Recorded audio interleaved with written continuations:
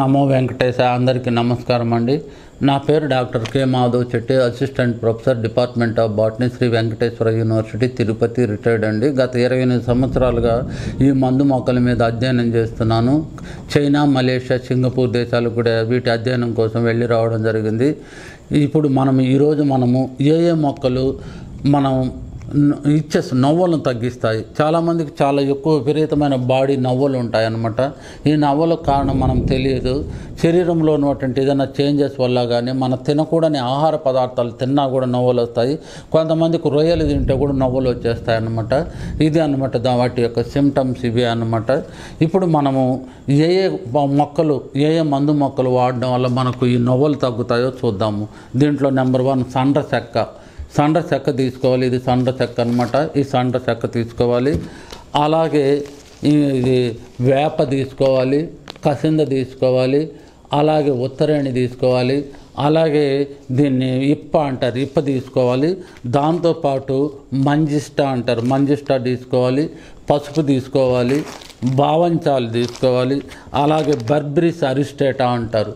బర్బరిస్ అరిస్టేటా, మంజిష్ట, పసుపు, బావంచాలు, వేప, కసింద, తర్వాత ఉత్తరేణి, ఇప్ప, తర్వాత ఇది సండ్ర, ఇవన్నీ కూడా తీసుకొని ఇలా పౌడర్ చేసుకోవాలి.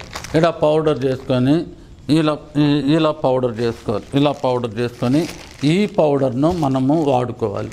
ఈ పౌడర్ని ఏం చేయాలంటే తీసుకొని వాటర్లో కానీ, విప్ప నూనెలో కానీ, లేకపోతే వేప నూనెలో కానీ, లేకపోతే కానుగలు కలిపేసి ఎక్కడైతే నవ్వులు ఉన్నాయో అక్కడ బాగా పూసుకోవాలి.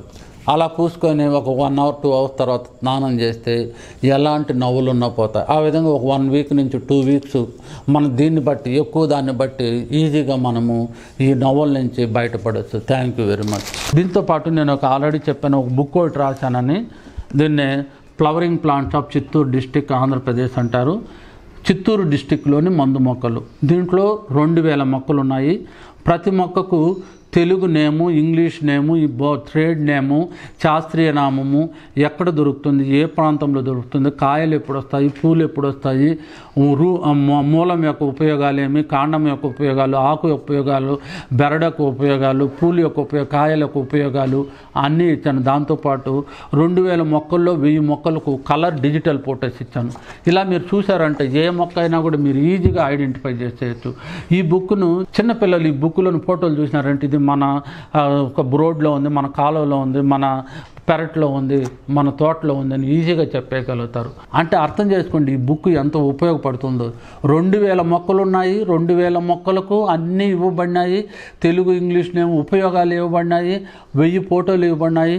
ఈ బుక్ మన దగ్గర ఉంటే ఒక ఔషధాల భాండాగారము మన దగ్గర ఉన్నట్టే. Thank you very much. Thank you అనండి. మీ అభిప్రాయాలు మాకు కామెంట్స్ రూపంలో చెప్పండి. మరిన్ని వీడియోస్ కోసం మా ఛానల్ని సబ్స్క్రైబ్ చేయండి.